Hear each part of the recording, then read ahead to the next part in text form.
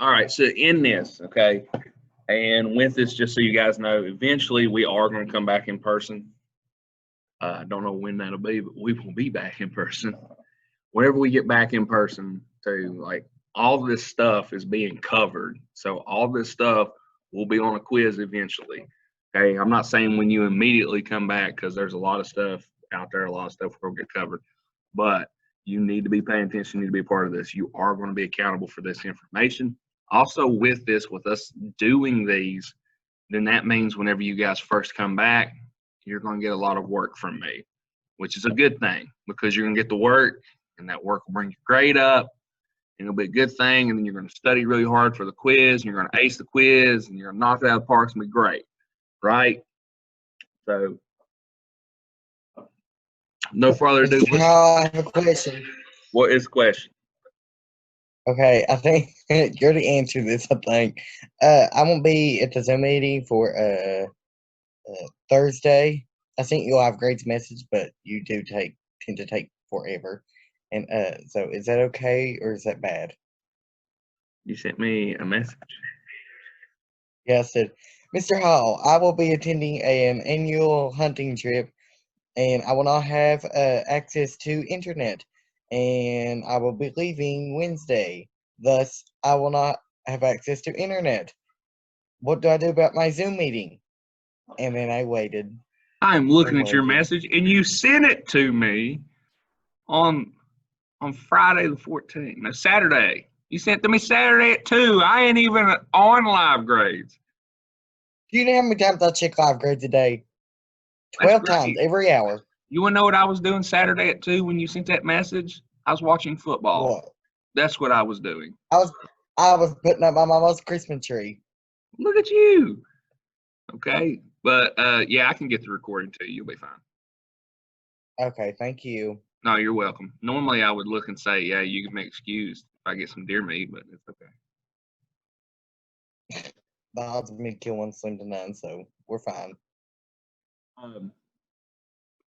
If that ever is a problem, you guys just let me know. I do apologize. It's taking me forever to respond because it's like, just to be honest with y'all, last week I responded to over 1,000 messages. And with everything going on, it's hard to get to the messages on time. So I do apologize. But anyway, so let's get started on this. Let's start talking about the building blocks of life. And this is what gets really exciting. You guys are going to hear this is really focusing in on what we call macromolecules. And there's really 4 big ones we're going to focus in on. And we're going to talk about. Every one of them are crucially important for various reasons. And you will hear more about them later on. And you'll see these later on throughout this class as well. But let's get started, ladies and gentlemen. It's been a while. So with this macromolecules, you're like the first thing we're going to talk about is organic chemistry. And for everybody, you're never going to deal with organic chemistry. But for the handful of you that are looking and saying, oh, I want to be a scientist, or oh, I want to get a science degree, or oh, I want to become a doctor, I want to become a pharmacist, or you want to go to one of those big professional schools like that, you are going to go through organic chemistry. And the reason behind that is organic chemistry is looked at as the weed out class. By weed out, I mean they literally look at organic chemistry, and all those professional schools say organic chemistry is the class that will tell us if you're going to make it or not. And you've got to work your booty off in that class. Very, very hard. I'm telling you, organic chemistry was designed by the devil. It had to be. I'm just saying. I'm just kidding, but seriously. It was a really hard class. Organic 1 and Organic 2 are super hard classes. So we're going to give you a very, very, very, very brief overview of it. And when I say brief, I'm talking like 5 seconds. It's not even close to an overview. It can even be considered a summary. So within organic chemistry, the big thing with it, and this is why we're talking about it, is organic chemistry is the chemistry that is centered around and focused around molecules and compounds that have carbon within them. And what you're going to see with these macromolecules, all of them have carbon and most of them are loaded with it. So organic chemistry is obsessed with it because they're wanting to see how carbon reacts in different situations and how things form and all sorts of stuff. So within this, Carbon's just that component that is almost in all biological molecules. You'll see it in everything. Okay, I'm just going to leave it right there. You see it in everything. And carbons are atoms bond together to form a variety of important organic compounds. Everything within our body, okay, most of what's in our body, okay, I won't say everything, but most of what's in our body has carbon within it. Here's an example. You've seen these molecules, or these atoms, sorry. You've seen these atoms drawn out like this on these PowerPoints before. And here's the nucleus, and what you'll find in there are 6 protons. And also with that, on the outside, you'll find 6 electrons. 1, 2, 3, 4, 5, 6. And that's right here is why carbon is so special. Carbon will bond with anything. I'm saying it just likes to bond because of these right here, these 4 electrons. It's literally just, I mean, it's just hanging out there paired up to say, hey, let's bond. All right. I mean, carbon is just ready to bond. And within it, there's 3 big different types of molecules that you'll see within organic chemistry. First one, like this one, calls it a straight chain molecule. I learned it as a chain molecule. That's what Dr. O'Connor taught us. So it's literally just like a line. It's nothing special. Branch molecules are just line molecules with branches off of them. Not an issue. And then you have ring molecules, which are not a big deal either until you start combining it all together, and then it becomes a pain in the booty. All right, but this is what organic chemistry is. Organic chemistry is focused on carbon. So macromolecules.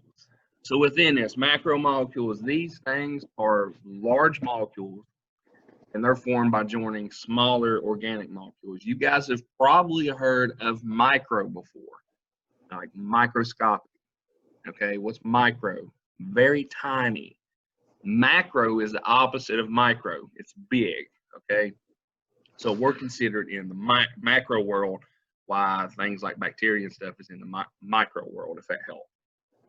So within these, all macromolecules are there other macromolecules are molecules formed from other smaller molecules that'll come together. Okay, you'll see one of these, like, and I think it's the next slide, you'll see a perfect example of it. Then also within this, you have polymers.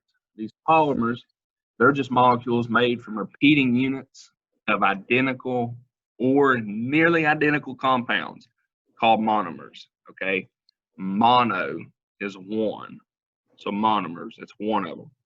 Poly is multiple, so it can be a bunch of them joined together. All right, and then the 4 mad daddy big important macromolecules we're going to talk about. First one, carbohydrates. Second, well, first, carbohydrates. You guys have heard of carbohydrates before. You've probably abbreviated as carbs. You've probably looked at it and said, oh, I'm so big and chunky, I need to lose weight. I will not eat carbs because carbs make me gain weight. And you avoid them. Okay, we'll talk more about that here in a minute. That's where I spend a lot of time. Second are lipids. Lipids is a fancy word for fat.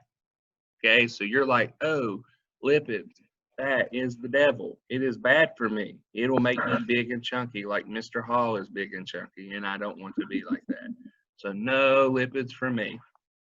And then the third one, guys, proteins. Everyone's like, yeah, proteins. I eat protein so I can like get swole, get pumped, get big muscles. Yeah, protein. Which are true, but we're going to focus in a lot more on it than just that.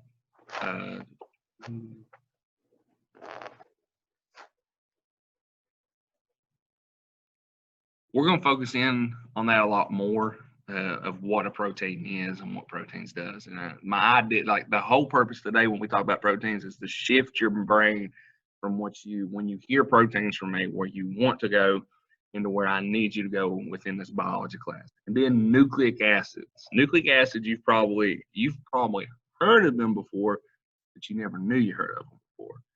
And we'll talk about those in a second. So let's just get started in talking about Some carbohydrates. All right. Carbohydrates are very little special boogers. Okay. They are, they have a ratio.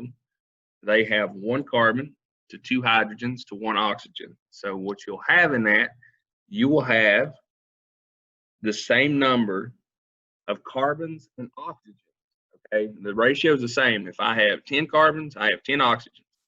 But within it, you have twice the number of hydrogens. So if you have 10 carbons, you'll have 20 hydrogens. That's all that's saying there.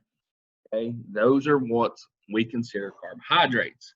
And within this, you have this general formula for it, like they show you right here. This CH2O with that N on the outside, whatever, not a big deal. And this is the big important part of carbohydrates. And this is why you want to eat them, okay? If you look and you say carbohydrates make me so big and chunky that I'm going to avoid them, and you eat no carbohydrates whatsoever, let's say you take in 20 grams of carbs in a day, you probably are very sluggish and very slow, and you're like, always. You know why? Because carbohydrates are the central energy source within us. Why does our body want carbs? Because it takes carbs and makes energy. It'll make ATP, adenosine triphosphate. You're going to hear all about that later on, but it's all focused within. Energy comes from carbohydrates. Even for plants, they take energy and store it in carbohydrates, which is why we take plants and take their carbohydrates, because we're like, I need some carbs. We steal that from them and take it. This also, they'll also use it as cellular support within plants, fungi, and animals. For us personally though, it's all about we just want the energy. Okay, which brings me into this, and this is where we're going to spend some time. What are carbohydrates? Carbohydrates are just sugars. Big fancy way of saying it. Okay, they can come in polymers, like you have glycogen over here. And you got some polymers right here. This is sucrose. This is what sucrose looks like. This is the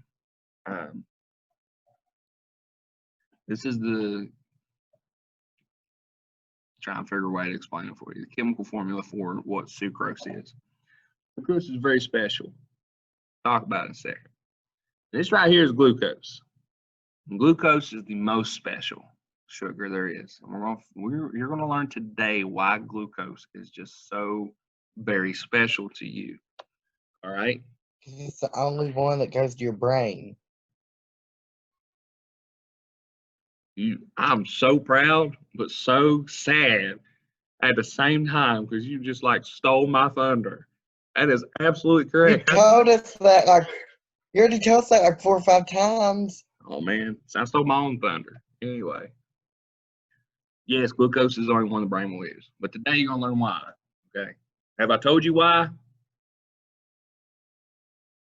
Yeah, but I don't remember. I don't really understand half of this. I just shake my head and say, yep. Awesome. Okay, so let's get into as to why. Okay, so the first thing you got sucrose. So sucrose, like we can get sucrose, really the majority of our sucrose doesn't come from cane sugar anymore. A lot of people think it does, but they sugar from it. And we get sucrose. Now sucrose, so that you guys know, that's that white sugar that you all are like, let's make some Kool-Aid, and you go to the, if you go to Goodson's or Walmart or Kroger, or me and my wife, we like Aldi. So if you go there and you get you some white sugar and you pour in there, that's what sucrose is. Now, this is why everyone's like, sucrose is bad. You don't need sucrose. Sucrose is so bad for you. It's because sucrose is 2 sugar molecules combined into 1. So right here on the left, you see this one that looks like a hexagon right here. That should look very similar to this, because this and this are the same thing. That's glucose. Glucose is bonded to, as 5 points here, like a pentagon. That right here That is fructose. Now, you guys probably heard of fructose before. Let's talk about fructose for a little bit. High fructose corn syrup is fructose. And you guys probably heard, well, it comes from corn. Very true. High fructose corn syrup does come from corn. You've probably heard people say before too that, well, sugar is just sugar. Sugar is sugar. That's a true statement. And if you guys were in class, I would play this video, but I don't have it on this computer. Within it, you hear everybody say all those things, and it's very true, but it's also very misleading because it's not accurate. Sugar is not just sugar. The body cares. So here's the important thing. What you see is here where this oxygen is. This is in glucose. That oxygen is extremely, extremely stable. And this is as to why glucose is extremely stable. Is what it does is it bends and folds in what's called a closed chair formation. What it does is it bends and folds in a way to where that oxygen is in a little pocket to where it can't cause any damage. What I'm talking about is, remember back whenever I talked about hydrogen bonding, whenever I talked about water, I talked about partial positives, partial negative. Which one of those had the partial negative was the oxygen. It's the same thing here. Those oxygens have those partial negatives. That's a big problem because within your body, there's all sorts of things that work off hydrogen bonding. And it could become a very, very big problem if that oxygen in those partial negative regions got out and got close to something. Because then what it could do is it could pull on it and it could create a molecule or a protein or an enzyme to unfold or fold differently to where it no longer carries out the purpose it's supposed to do. Here's the cool thing with glucose. This oxygen and this bond, it's very, very stable. You will take glucose and it will stay in a closed chair formation. People will tell you 99.99% of the time. I will look at you and tell you, if you're going to do anything with glucose and you're going to have it come out of a closed chair formation, you're going to have to make it do it. Glucose does not want to come out of a closed chair formation. That is why it is the only one that will go across the blood-brain barrier, because the cells within your brain, they need the energy. How are they going to get the energy? They have to have a sugar, but the brain is the control center. If there's any cells you don't want to jack up in your body, it's the brain cells. Hence, glucose is the only one that can go in because it's not going to let that oxygen out and let it just jack stuff up. Okay, it's going to get in there, the cells can take it in, and it's fine. Fructose, on the other hand, fructose will spend a little over 70% of the time in a closed chair formation. Now, what people said before is kind of true, but it's a half truth. Your body will use fructose as a sugar because it is a sugar. So what happens is you digest it.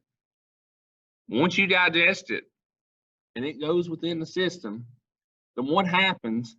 Fructose gets one pass. This is what makes fructose so bad. If you are starved to death, if you have went for 3 weeks and not ate nothing, there is absolutely nothing wrong with having some fructose because your cells are going to be running on empty. And your cells will literally, when that fructose comes by, they'll grab it and go, oh, I need that, I need that, I need that, I need that, I need that. Because they'll grab in that fructose to take that sugar to produce energy. But here's the thing.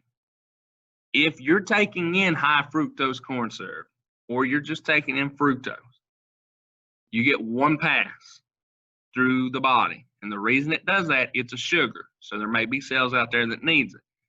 Once it comes back through, the blood gets processed through the liver. So once it gets to the liver, and the liver sees it, it's like, whoa, we don't want this thing just running around. This isn't glucose. This isn't good. So it takes it in.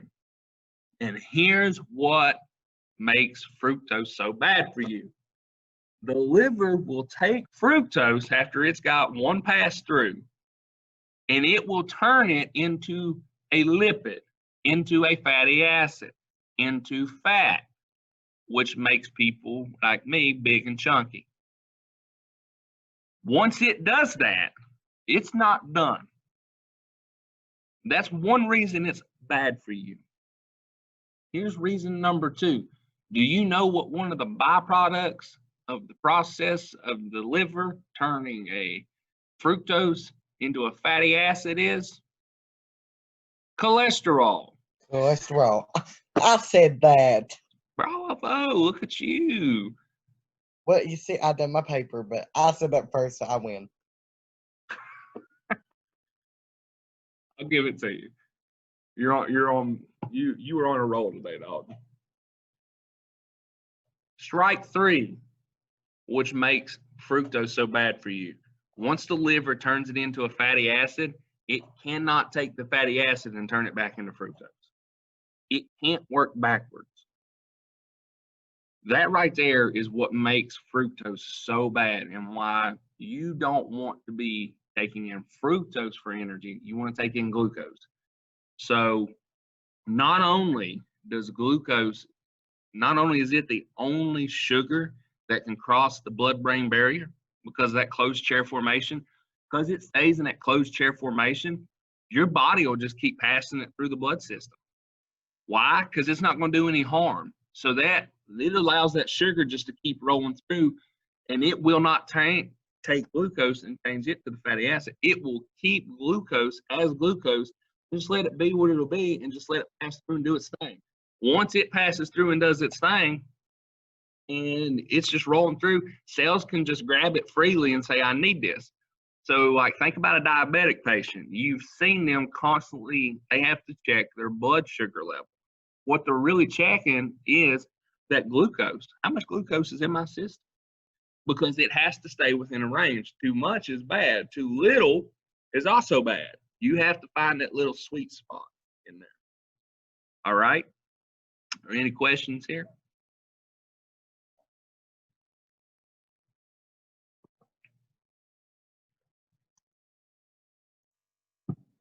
Fantastic. Lipids. Okay, so let's talk about fats. Yay, fats. We're going to talk all about them. So within this, what you'll see is what lipids really are just molecules, and they're mostly made of carbons and hydrogens. That's what you really see from lipids until you get to what we call the fatty acid tail. So a perfect example of this is right here. So here's stearic acid. Stearic acid, that's actually the fat that we have within our system.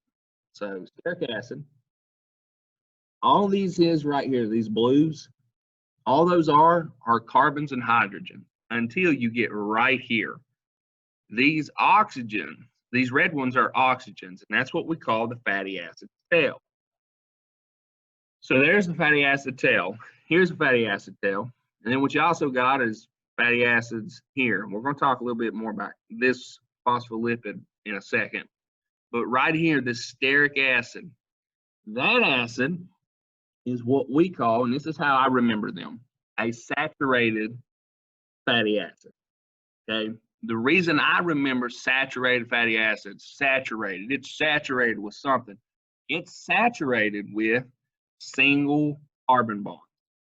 So that's saturated with single bonds. Oleic acid, which you see here, is not saturated. It's unsaturated, which means it has a double bond somewhere in it. And I'll show you where the double bond is in oleic acid. So you can see how all of this is straight till you get right here. It creates a bend or a kink. That is the double bond. That makes it an unsaturated fatty acid. Okay? Unsaturated fatty acids, those are those are the ones that are considered going to be your good fatty acid on that one. Okay. And they still have that fatty acid tail. All right. So within this, what you can look at these fatty acids for, they'll make up fat, oils, waxes, stuff like that. All right. But here's the big one that we're going to talk about. This right here is the big daddy, the phospholipid. If you guys remember, you guys had to do a paper on the cell membrane, and hopefully you did some research and looked and you've seen that there's something called the phospholipid bilayer. That's where this comes into play. And this is where it's such a beautiful design. So simplistic, but so beautiful. It is the most simplistic design out there, but it is absolutely beautiful. It is gorgeous because it's so simplistic. It takes polar heads and non-polar tails, and it uses that property to keep anything from getting into the cell that it doesn't want in, and also keeps anything getting out that it doesn't want to get out. And you'll learn more about that. I think it's in the next chapter. I could be wrong. Pretty sure it's the next chapter, though. All right, there's your talk on lipids.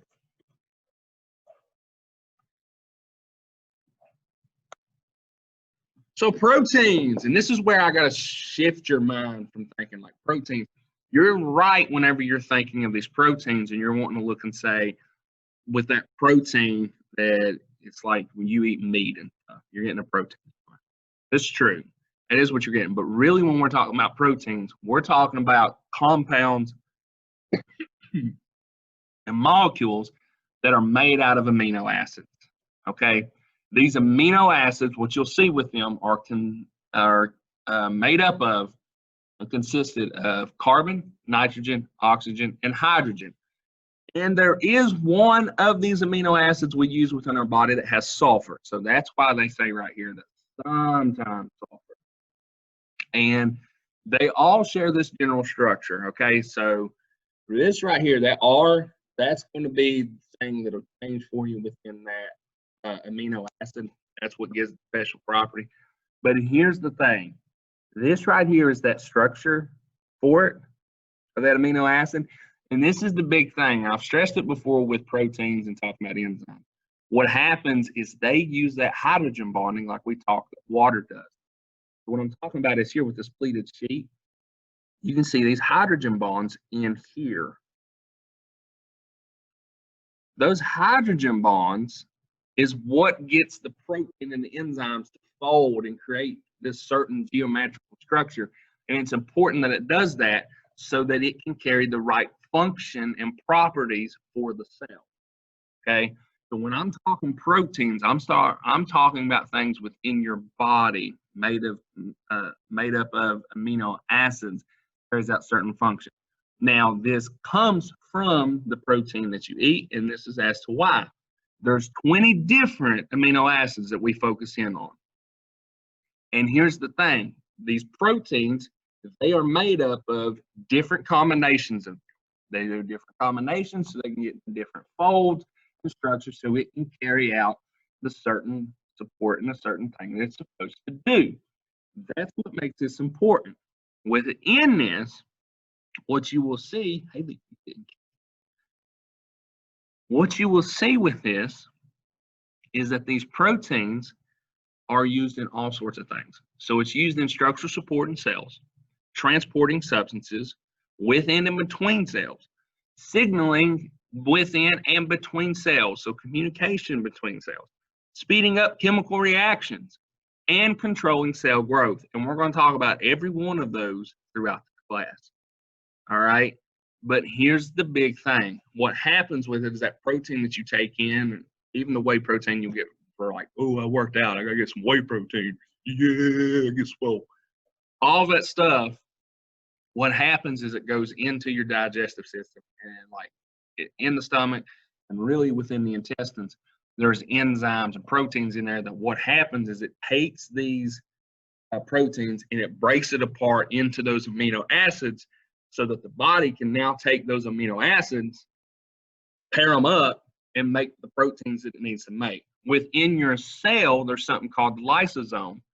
And that organelle is the trash man of the cell. If there's a protein or enzyme that's no longer functioning right, it goes into the lysosome, it strips it apart into the amino acids, and then it shoots them out so that now you can make the proteins and stuff you need to make out of it. Questions? Fantastic. And the last one we're going to talk about is nucleic acids. Okay, so these nucleic acids, like I said on the proteins and those amino acids, nucleic acids are different than amino acids. Do not mix them together. This is like the shape for a nucleic acid.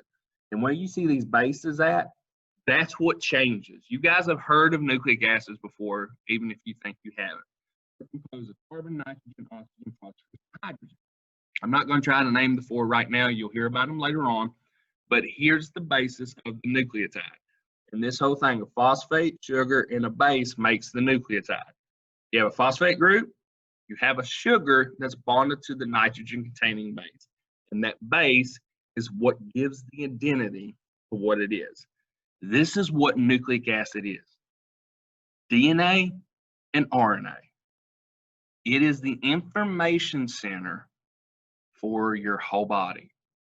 That information that makes you you. The information that makes you tall, makes you short, makes you, not have a fast metabolism like some other people that can eat a whole pizza, and you look at the picture and you gain 5 pounds, they eat the whole pizza and they lost 3 pounds. It's like, how do you do that? Okay, it's all in that information center. And here's the two big things of these nucleic acids, okay? They're very fun to say.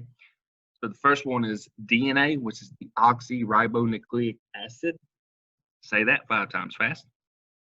Ribonucleic acid, which is RNA. Here's the big thing. DNA is the mad daddy center of information. It is stored in the nucleus, and it will never leave the nucleus.